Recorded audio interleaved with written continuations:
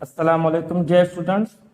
आज हम क्लास 10 का यूनिट 1 जिसकी एक्सरसाइज 17.1 पहली एक्सरसाइज करेंगे।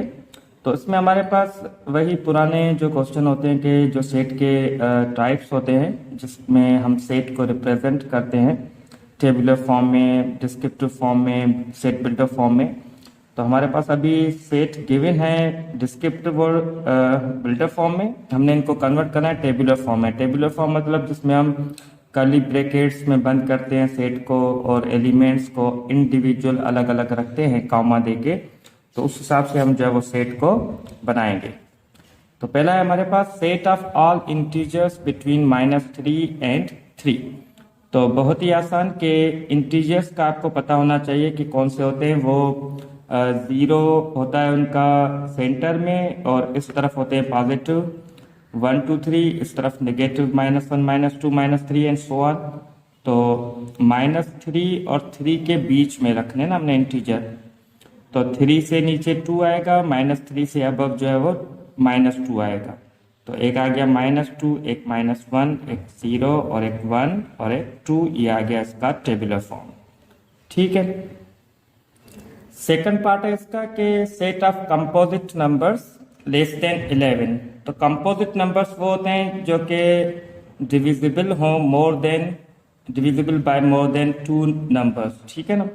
तो वो स्टार्ट होते हैं 4 से, क्योंकि 4 पे टेबल 2 का भी आता है, 1 का भी आता है और खुद का भी टेबल उस पे आता है। उससे नीचे 3 और 2 जो है ना वो प्राइम नंबर्स हैं हमारे पास। तो पहला नंबर आ गया 4 हमारे पास। 5 नहीं आएगा, 5 प्राइम में आता है। ठीक है ना। 6 आएगा इसमें, 7 नहीं आएगा, 8 आएगा, 9 आएगा और 10 आएगा। ये आ गया लेस देन 11 कंपोजिट नंबर्स। ये एमसीक्यूज में आपके पास जो है ना आ सकते हैं।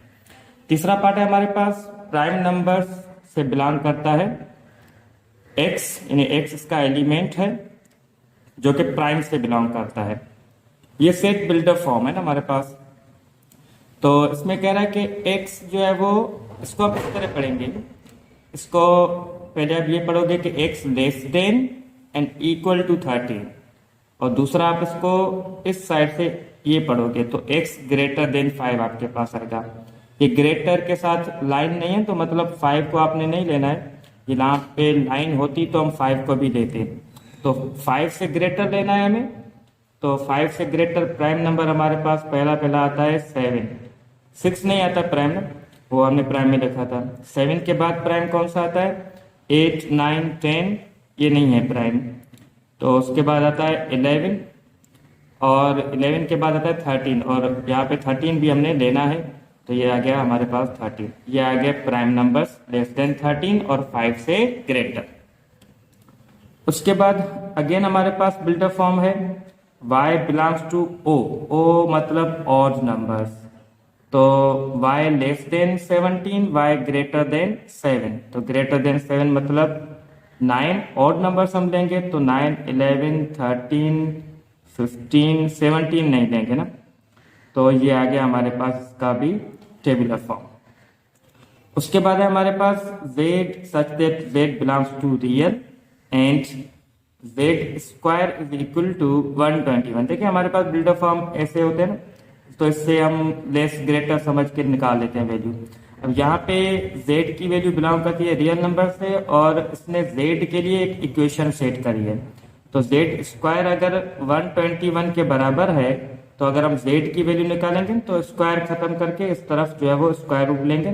तो आपके पास z की वैल्यूज आ जाएंगी इस इक्वेशन में से। इस इक्वेशन में से हमने सिर्फ z की वैल्यू निकालनी है। ये आपके पास ऐसे भी आ सकता है कि z -3 इक्वल टू 5।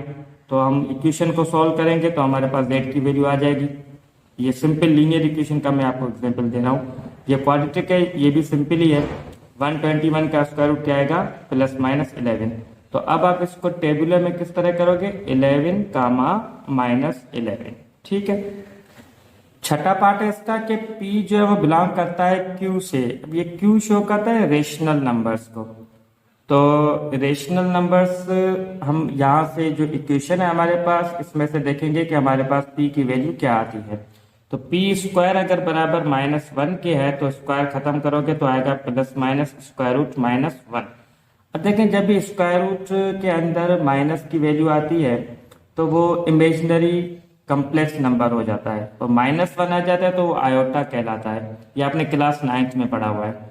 तो ये हो गया प्लस माइनस आयोटा। अब देखिए पी का हमारे पास जवाब आयोटा आया है, तो पी बिलोंग करता है रेशनल से, तो हम आयोटा को जो है ना रेशनल से बिलोंग नहीं करते। आयोटा कम्प्लेक्स नंबर है, ये रियल है ही नहीं। जैसे यहाँ पे था z की वैल्यू 11 भी आई -11 आई, तो हमने दोनों को उठाया क्योंकि वो कह रहा है कि रियल नंबर से बिलोंग करता है, तो हमने ले लिए। यहाँ पे हमारे पास जो है ना वो एम्प्टी सेट हो जाएगा, यानी हमारे पास p की वैल्यू है ही नहीं। ठीक है ना। क्वेश्चन नंबर 2 देखें, इसका है कि right the following set in builder form.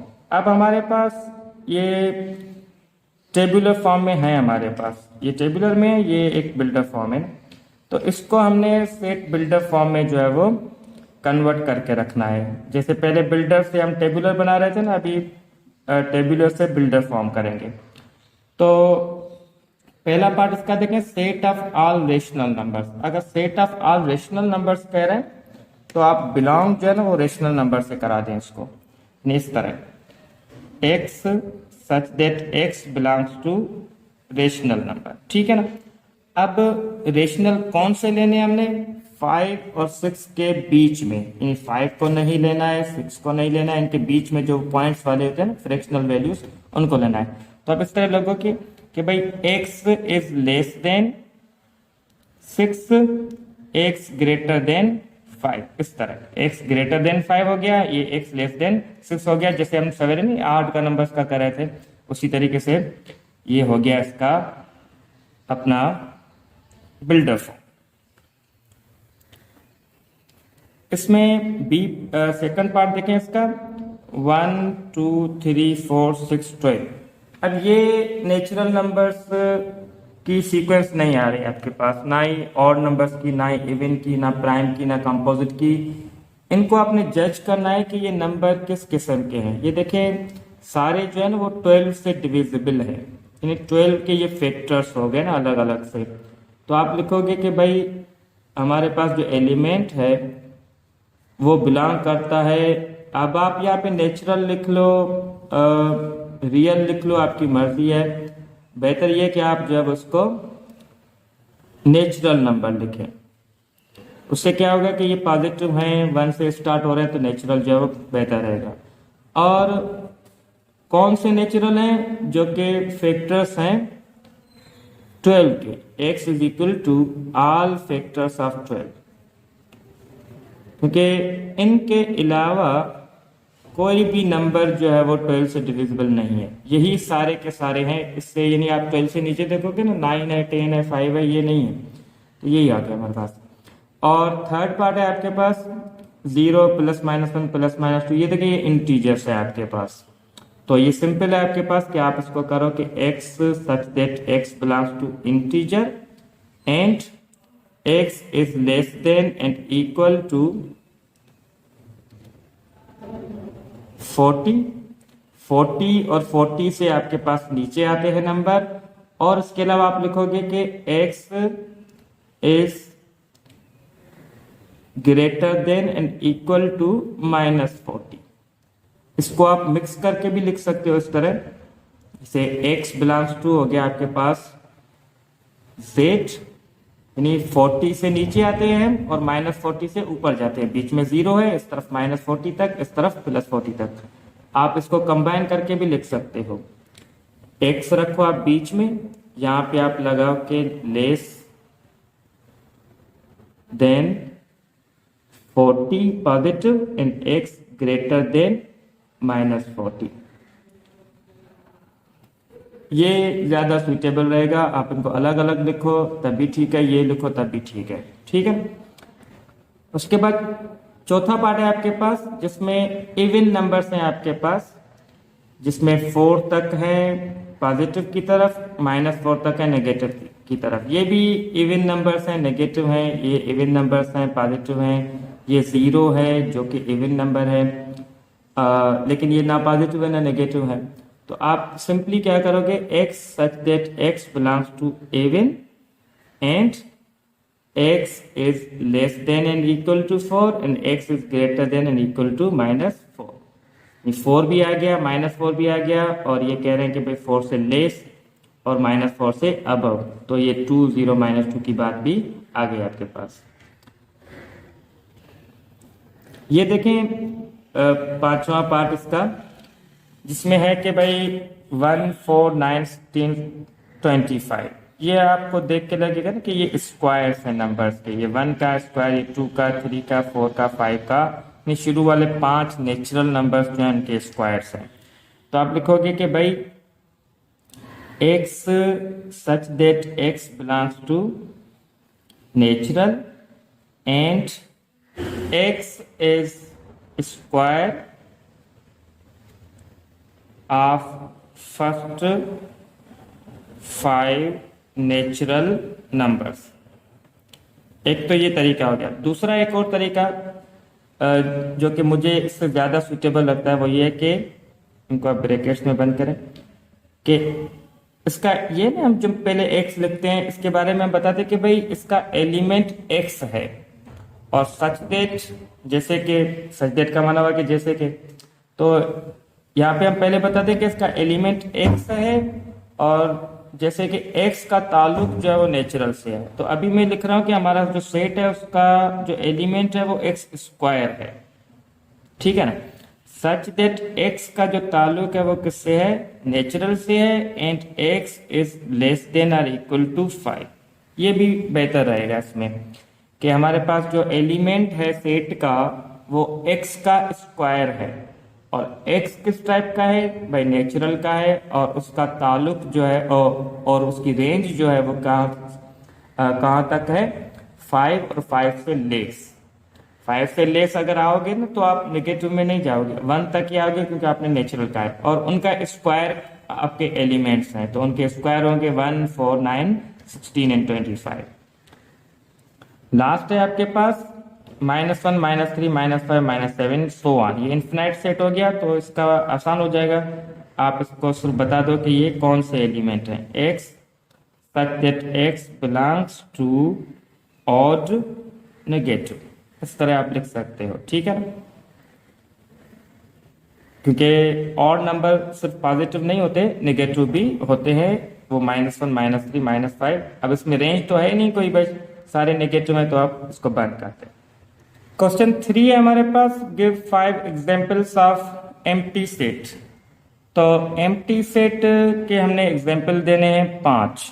तो एक तो ये ना, आप इस तरह लिख दोगे तो ये सुइटेबल नहीं रहेगा एम्प्टी सेट का एग्जाम्पल।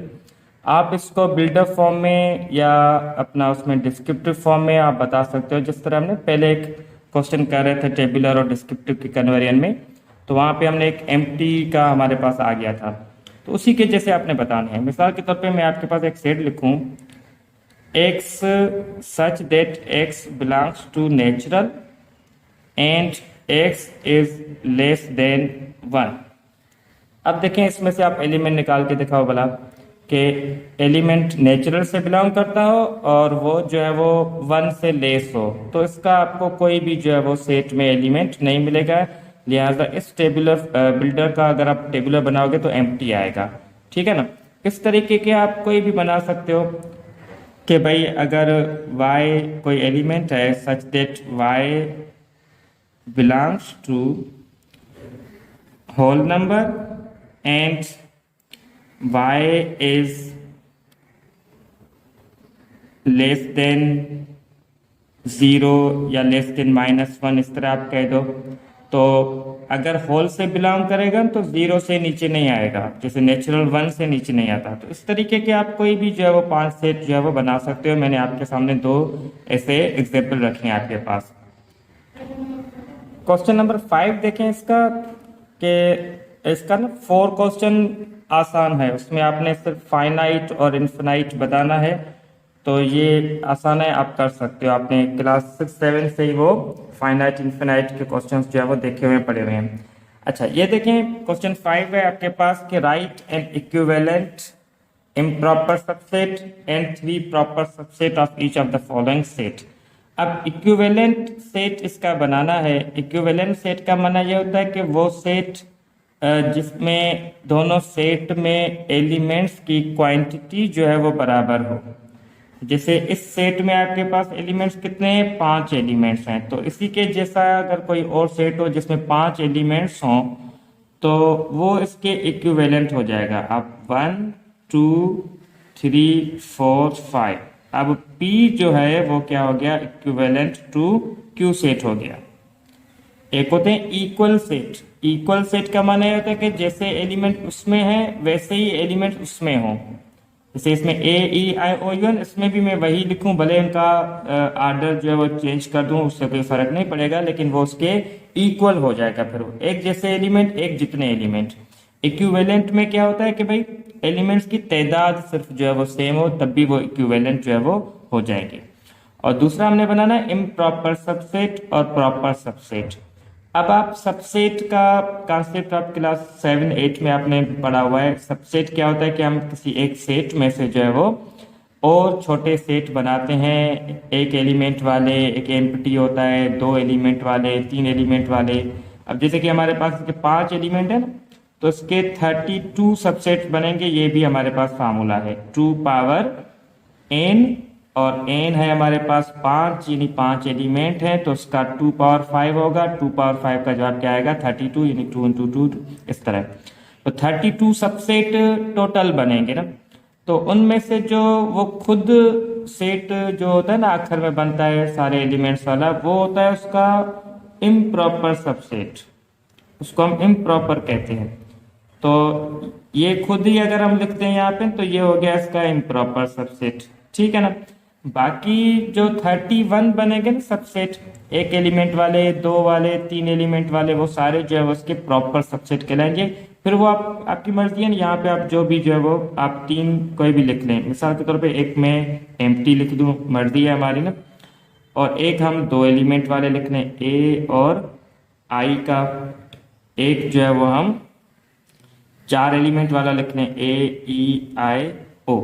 इस तरह जो है वो बहुत होंगे, लेकिन हमने सिर्फ 3 जो है वो इसके प्रॉपर सबसेट बताने हैं। ये हो गए इसके प्रॉपर सबसेट, ठीक है। इसी 5th क्वेश्चन का दूसरा पार्ट भी है, उसमें भी आपको जो है वो सबसेट और प्रॉपर इम्प्रॉपर इक्विवेलेंट जो है वो आपने बनाने हैं। तो सेट को पहले आप टेबुलर में करोगे तो आपको आसानी हो जाएगी। सेट को अगर हम टेबुलर में कन्वर्ट करें तो x इसका एलिमेंट है और x का ताल्लुक इंटीजर से है, और इंटीजर कौन कौन से हैं, x लेस देन और equal to 2, x greater than and equal to -2, यानी -2 है, -1 है, 0 है, 1 है, 2 है। तो अब इस सेट के हमें सेम तरीके से एक इक्विवेलेंट सेट बनाना है। तो इक्विवेलेंट सेट आप इसका बना सकते हो कोई भी नाम देके। इसमें आप A B C D E 5 element हो गए, तो ये हो गया इसका क्या नाम है, इक्विवेलेंट। और इम्प्रॉपर वही सेम सेट आ जाएगा इम्प्रॉपर में। आप इसी की तरीके से कर सकते हो। और प्रॉपर जो है वो आप इनमें से कोई भी 3 सबसेट, एक एलिमेंट वाले, 2 वाले, 3 वाले, जो भी आप उठाए, आपकी मर्जी है। क्वेश्चन नंबर 6 है हमारे पास, write any 2 singleton set. Singleton set का माना वो होता है कि जिसमें ओनली 1 एलिमेंट हो, सिर्फ एक एलिमेंट वाले सेट को जो है वो हम कहते हैं सिंगलटन सेट। सिंगल, ठीक है ना, एक एलिमेंट हो तो वो, जैसे कि ये हो गया आपके पास सिंगलटन सेट। लेकिन हमने किस फॉर्म में लिखना है, सेट बिल्डर फॉर्म में। तो कोई मसला नहीं है, x such that x belongs to natural and x is less than 2। अब 2 से लेस नेचुरल नंबर कितने आएंगे आपके पास, सिर्फ एक आएगा और वो 1 होगा, ठीक है ना। इस तरीके से आप जो है वो बना सकते हो। मिसाल के तौर पे x या y such that y belongs to integer and x is less than 1 and x greater than -1। अब आप देखें इसमें कितने एलिमेंट हैं, इंटीजर है आपके पास, 1 से कम लेना है हमने, लेस देन 1, और x ग्रेटर देन -1 -1 से ज़्यादा ऊपर लेना है, तो वो एक ही एलिमेंट आता है जिसका वो अपना होता है 0, बीच वाला एलिमेंट इसमें आएगा 1। ये आपने नहीं लिखने, आपने सिर्फ यही दो सेट बना के देने हैं इसको सिंगलटन सेट के लिए। ये आसान है बिल्कुल। क्वेश्चन नंबर 7 देखें इसका, right power set of the following set. एक सेट है हमारे पास 3 एलिमेंट वाला, इसका पावर सेट हमें जो है वो लिखना है। तो पावर सेट का माना क्या होता है? पावर सेट का माना होता है कि सेट ऑफ सबसेट्स, मतलब इस सेट के जो भी सबसेट्स बनेंगे उन सबसेट्स को एक सेट में बंद करके रखना है, वो कहलाएगा पावर सेट। अब देखें, पहले मैं इसके सबसेट मालूम कर लूं। तो पहला इसका सबसेट होगा एम्प्टी। कितने एलिमेंट है इसके? 3 हैं। 3 एलिमेंट के सबसेट बनेंगे 8, ठीक है ना। तो एक आ गया एम्प्टी, एक आ गया इसका सिंगलटन एलिमेंट्स वाले, और उसके बाद आप 2 एलिमेंट उठा सकते हो, 5 10 5 15, और उसके बाद 10 15, और उसके बाद 2 वाले हो गए सारे 5 10 5 15 10 15। ये आपने रिवर्स करके नहीं लेना है कि आप 5 10 लिया है अब 10 5 भी ले, ऐसा आपने नहीं करना, फिर वो सेम हो जाएंगे, इक्वल हो जाएंगे ना, एक जैसे हो जाएंगे। अब आप लास्ट में 5 10 और 15, ये इसका इम्प्रॉपर हो गया, बाकी 7 इसके हो गए प्रॉपर सबसेट, ये सारे आ गए। अब इन्हीं सारे सबसेट्स को, ये 8 पूरे हैं, 1 2 3 4 5 6 7 8, इन सारे सबसेट्स को जो है ना वो आप एक और ब्रैकेट में बंद करो तो ये खुद एक सेट हो जाएगा, जिसका एक एलिमेंट, दूसरा एलिमेंट, तीसरा, चौथा, पांचवा, छठा, सातवां, आठवां, ये एलिमेंट्स हो गए इसके। ये सबसेट का सेट हो गया, ये कहलाता है पावर सेट किसी भी सेट का। ये ए का पावर सेट हो गया हमारे पास, सिंपल, और कुछ भी नहीं है, आपने सबसेट निकालने। इसका दूसरा पार्ट भी है, वो उसको आप टेबुलर में कन्वर्ट करोगे, फिर वो उसी तरीके से आप उसके सबसेट निकाल के बंद करोगे तो पावर सेट हो जाएगा। इसका लास्ट क्वेश्चन, क्वेश्चन नंबर 8, इसमें कह रहा है कि आप एक सेट बनाओ, राइट अ सेट, जिसके लिए कंडीशन उसने आपको दी है कि किस तरह आपने सेट बनाना है। तो पार्ट 1 है इसका, which has only 2 proper subset, यानी एक ऐसा सेट बनाएं आप जिसके 2 प्रॉपर सबसेट हो, ना 2 से ज्यादा ना 2 से कम। तो सबसेट देखें, एक अगर आप एक एलिमेंट लेते हैं ना तो इसके टोटल सबसेट 2 बनेंगे, एक एम्प्टी और एक 1 खुद, एक प्रॉपर और एक इम्प्रॉपर, 2 नहीं बने इसके प्रॉपर। अगर आप 2 एलिमेंट लेते हैं इस तरह तो इसके टोटल 4 सबसेट बनेंगे, 4 सबसेट बनेंगे ना, जिसमें से एक वो खुद होगा इम्प्रॉपर, बाकी 3 जो है वो इसके प्रॉपर होंगे, एक एम्प्टी, एक 2 वाला, एक 3 वाला। तो 2 प्रॉपर सबसेट आ ही नहीं रहे आपके पास, तो ऐसा कोई सेट आप बना नहीं सकते।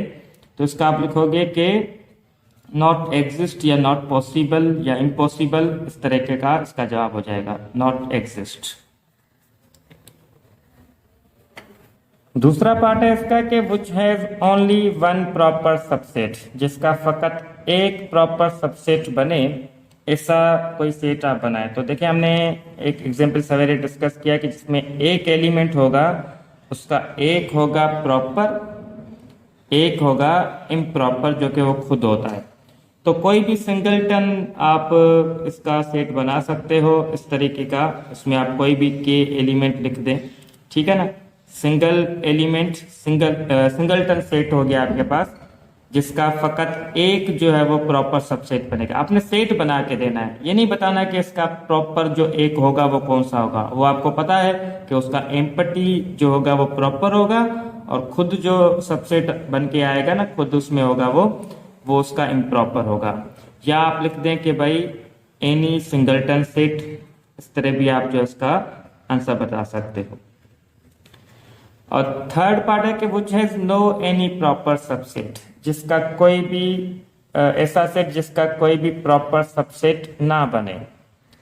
अब ऐसा कोई सेट जिसका प्रॉपर बने ही नहीं, सिर्फ इम्प्रॉपर ही बने, तो वो आपके पास एम्प्टी सेट ही हो सकता है, जिसके जब आप सबसेट बनाओगे तो एक ही सबसेट आएगा, वो खुद, जब वो खुद एज ए सबसेट आता है ना कोई भी सेट का, तो वो इम्प्रॉपर होता है, वो प्रॉपर नहीं होता।